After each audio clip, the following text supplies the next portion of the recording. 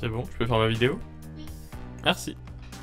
Et bonjour tout le monde. On se retrouve aujourd'hui pour une petite vidéo, simplement car les amis, j'ai acheté un nouvel écran. Effectivement, j'en possédais déjà deux, mais l'intérêt n'était pas d'avoir un troisième écran, mais d'avoir un bon écran gaming. Voilà. Mais en l'occurrence, soit dit en passant, j'ai trois écrans. Oui, ça fait beaucoup. On est parti pour la présentation. Donc voilà, comme vous avez pu le voir, c'est un écran de chez MSI. Il est incurvé, il fait 27 pouces et il a un taux de rafraîchissement de 165 Hz. Voilà, comme ça vous savez tout. Je me suis dit que c'était intéressant de vous faire partager ce nouvel écran, cette nouvelle acquisition. Tout simplement car pour ceux qui me suivent comme ça, vous pouvez voir un petit peu mon setup. Et si jamais vous recherchez un écran, et bah je vous en donne un qui est plutôt bien. Enfin, ça je vais vous donner mon avis après, mais vous verrez, il est plutôt bien. Et pour ceux qui viennent d'arriver sur ma chaîne, bah déjà, abonnez-vous, hein, la petite cloche, tout ça, enfin, je vous explique plus. Hein. Et donc, ceux qui cherchent un avis constructif sur cet écran, et qui hésitent à l'acheter, et bah bienvenue. Donc, comme je l'ai dit, c'est un 27 pouces, j'ai choisi 27 pouces car pour moi c'est la taille idéale. C'est pas trop gigantesque, ce qui m'obligerait, genre, je sais pas, à me reculer, à acheter un bureau plus grand, ou je ne sais pas. Et c'était pas trop petit non plus, donc voilà. Donc comme vous pouvez le voir, l'écran est vachement bien emballé, le packaging est vraiment pas mal. Comme vous pouvez le voir, ils offrent avec un petit livret qui donne toutes les étapes pour assembler le pied de l'écran. En fait, il n'y a pas grand chose à monter. En prenant évidemment aucun risque pour l'écran parce que comme il est incurvé, il ne faut pas faire n'importe quoi. Comme vous pouvez le voir là. Voilà, faut pas poser sa main dessus ni rien et faut pas le poser côté incurvé comme ça sur le bureau pour le monter parce qu'en vissant vous risquerez de le casser. Donc de toute façon je vais tout vous montrer, je vais le monter avec vous. Donc il faut pas le sortir de la boîte en fait pour le monter, il vous suffit de le laisser dans la boîte, faut prendre vraiment aucun risque. Donc voilà, c'est plutôt sympa ce petit manuel afin de vraiment pas casser l'écran tout de suite quoi, ce serait bête. Donc est livré avec un câble HDMI, donc pour le relier à son PC. Malheureusement, il n'y a pas de câble DisplayPort livré avec, donc je vous conseille fortement d'en acheter un à part. Ça coûte 10 € maximum sur Amazon. Vous le commandez, vous l'avez en même temps que votre écran et au moins vous n'aurez pas de problème avec l'HDMI. Car ça dépend de la version de l'HDMI et du PC. Et si vous pouvez ne faire tourner votre écran que à 60 FPS en jeu, alors que vous avez acheté un écran 3 fois plus cher pour avoir du 165 FPS, puisque le taux de rafraîchissement est de 165 Hz. C'est franchement dommage, sachant que je vous donnerai le prix, tout ça tout à l'heure. Mais pour le prix là, franchement rajouter 10 € avec un câble DisplayPort pour être tranquille, ça rend pas mal quoi. Donc là-dessus, c'est le seul bémol, je trouve ça un peu dommage qu'ils aient pas livré le câble avec, mais bon c'est pas si grave. Donc est livré avec la petite alimentation, donc évidemment pour donner de l'énergie à l'écran, sinon bah ça marche pas, hein, sans comment ça marche pas. Et donc je vous expliquerai pareil comment brancher tout ça, c'est pas très compliqué, vous allez voir. Donc voici la deuxième partie de l'alimentation, donc c'est un petit boîtier, c'est un peu comme les chargeurs des PC portables. Donc on aura le bout rond qui va se brancher à l'écran, et donc le bout avec la prise sur le secteur qui va se brancher donc au petit boîtier d'alimentation tout simplement. Donc ça c'est tout simplement un petit cache qui se mettra à la fin après avoir monté le pied, afin de faire un peu plus joli, même si je sais pas qui regarde derrière les écrans, moi perso, un mur, hein, mais bon, c'est pas grave, au moins il est beau de derrière, pour les araignées qui s'y cachent, voilà. Donc comme vous pouvez le voir, l'écran est vachement bien protégé, il y a une grosse couche de polystyrène par-dessus, et bah faut bien ça quoi, pour le transport, surtout d'un écran incurvé, s'il se plie un peu, il va pas aimer quoi. Donc voilà, comme vous pouvez rien que l'entendre au son, on a un magnifique pied pour tenir l'écran qui est donc en métal, hein, ce n'est pas du plastique, tout ça vous l'entendez bien. Et donc voilà la deuxième partie du pied qui va se mettre sur la partie métallique qu'on a vu juste avant, et donc sur l'écran. Maintenant qu'on a fini ce petit unboxing, on est parti pour l'installation.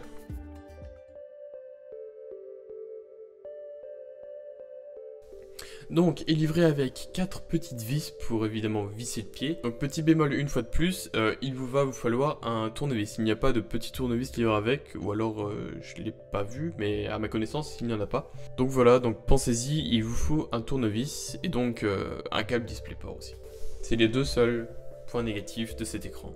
Donc comme vous pouvez voir, il suffit d'insérer le petit pied dans la coche prévue et donc juste de visser les 4 petites vis, il n'y a rien de bien compliqué là-dedans.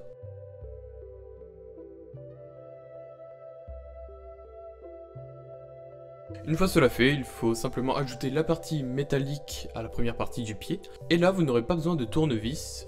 Il y a déjà une petite vis inclue avec une petite manivelle derrière. Il suffit de le visser et ça tient, c'est nickel. Voilà.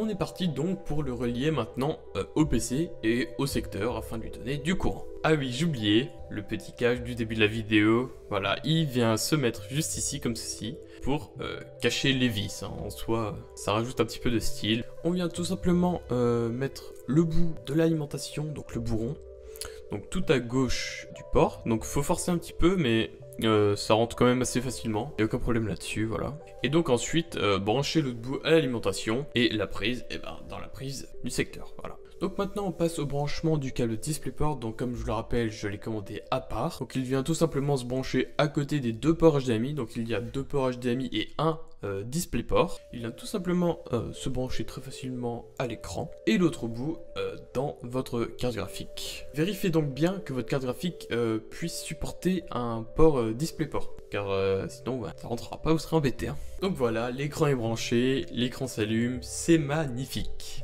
On est parti maintenant pour présenter donc l'intérieur de l'écran.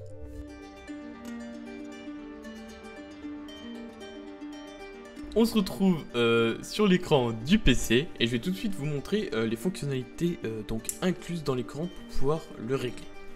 Donc tout simplement, comme vous l'avez pu le voir, donc voilà, ça s'affiche juste ici à l'écran, il y a un petit bouton rouge derrière. Donc ce n'est pas une commande pour faire exploser l'écran, mais tout simplement, hop, si je viens chercher le petit bouton rouge, voilà. Donc on a une... Donc ça ne se voit pas du tout à l'écran. Ok, donc petit fail, on ne voit pas du tout en capture d'écran ce qu'affiche l'écran. Donc ça devrait être donc vers là-bas, à gauche de l'écran. Donc je vais utiliser mon portable pour filmer ça, donc la qualité va être un peu moins bien, je suis navré. Donc voilà, donc là je filme avec mon portable, je vais tout simplement vous montrer, donc voici l'écran. J'appuie sur le bouton rouge et donc voilà, là on voit bien le menu. Donc voilà, donc en fait là on va avoir plein de réglages pour pouvoir vraiment... donc là on a par exemple la source d'entrée où on voit bien que je suis réglé donc en DisplayPort. On a bien les 165 Hz ici, 1920 par 1080, donc le 16/9 classique. Voilà. Donc par exemple on peut avoir plusieurs modes comme un mode utilisateur FPS. Donc je sais pas si vous voyez bien, ça change à chaque fois la couleur de l'écran. Donc c'est des petites modifications, on a par exemple la vision nocturne, le temps de réponse on peut choisir un petit peu aussi.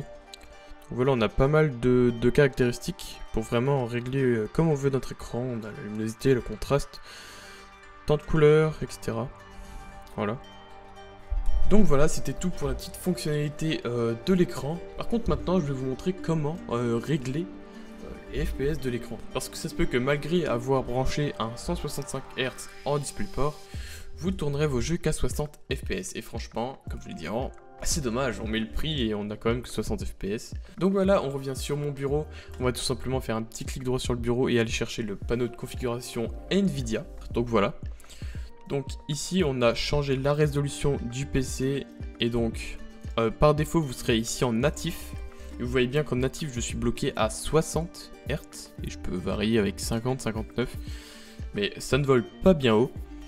Et si je descends, donc on est bien en 1080p, hein, donc 1920 par 1080, on est bien en 1080p, mais je ne peux quand même qu'aller qu'à 60 fps, qui est vachement gênant. Or si on descend un peu, on n'est plus en natif là comme vous voyez ici, mais on a un 1920 par 1080 juste en dessous. Et ici voilà, donc je peux choisir entre 120, 144 et 165. Donc vous pouvez choisir. La différence entre 144 et 165 est pas énorme, mais ça fait toujours un petit plus. Ça dépend si votre PC arrive à tenir le 165 Hz, il faut faire attention à ça. Je sais que moi ma carte graphique a du mal sur certains jeux à tenir le 165 Hz, et donc je baisse volontairement à 144 voire 120, parce que dans tous les cas, elle n'arrive pas à monter au-dessus de 120 fps. Donc faites attention à ça, ça dépend les jeux auxquels vous jouez. Mais pour des gros jeux tels que par exemple Warzone, il faut une plutôt bonne carte graphique si vous voulez le faire tourner en 165 fps. Il faut plutôt un bon setup quoi. De plus, si vous avez quelques problèmes, on est toujours dans le panneau de configuration Nvidia, vous pouvez faire gérer les paramètres 3D, juste ici. Ça change, le panneau de configuration Nvidia change un petit peu en fonction des cartes graphiques, mais reste globalement le même. Donc gérer les paramètres 3D juste ici. Et ici, si vous cherchez, on a par exemple fréquence de rafraîchissement le plus élevée. Des fois, c'est mieux de mettre contrôlé par l'application pour que vous puissiez régler dans le jeu. Et que ce soit pas que le panneau de configuration Nvidia qui gère. Donc ça dépendra. Et ici, par exemple, vous avez le nombre d'images par seconde maximal. Donc je vous conseille de mettre la fréquence de votre écran. Donc pour celui-là, ce serait 165. Afin vraiment d'optimiser vos FPS en jeu. Je pense qu'on a fait le tour de la petite présentation de l'écran. Je vais vous mettre des petits comparatifs maintenant en jeu. Je sais pas si ça va vraiment bien se voir entre mon ancien écran, donc qui tournait en HDMI, donc 60 FPS, et celui-ci 165. Donc, si ça se voit pas en vidéo, moi je vous le dis, au ressenti, franchement, cet écran est incroyable. Passer de 60 à 165 FPS, même dans le bureau, même juste en bougeant la souris, la sensation est vraiment... ça se ressent quoi. C'est vraiment un confort. Même que ce soit pour du gaming, puis que c'est ça qui est prévu à la base, mais même pour faire que ce soit du montage ou autre chose. Même comme vous savez, si vous avez vu ma dernière vidéo, qui suis-je, je fais de l'informatique. Même... Dans l'informatique, tout est beaucoup plus fluide en fait, c'est très agréable d'avoir un écran avec beaucoup de FPS. Donc on passe tout de suite pour une petite comparaison donc en jeu. Je vais essayer par exemple Valorant. Donc encore une fois, si vous ne voyez pas trop la différence, sachez que, je vous le dis, donc j'ai pas été payé par MSI en même temps, enfin MSI, je voulais me payer, allez-y, hein, mais parce que je vends plutôt bien votre écran, je trouve, mais... En tout cas, je vous le dis, personnellement, je ressens vraiment la différence, c'est vraiment un confort. Donc on se retrouve sur mon setup de live, donc pour pouvoir présenter Valorant donc en 60 et en 165 FPS. Ceux qui connaissent ce setup avec les petites bulles et tout, et bah, bien joué, vous êtes les meilleurs. Et ceux qui ne connaissent pas, ne vous inquiétez pas, il reste encore de la place. Venez me rejoindre tous les soirs en live sur YouTube. Donc je fais du jeu vidéo, donc du League of Legends, du Valorant. Donc voilà, rejoignez-moi sur mes réseaux sociaux pour être au courant de quand je live. Et on est parti.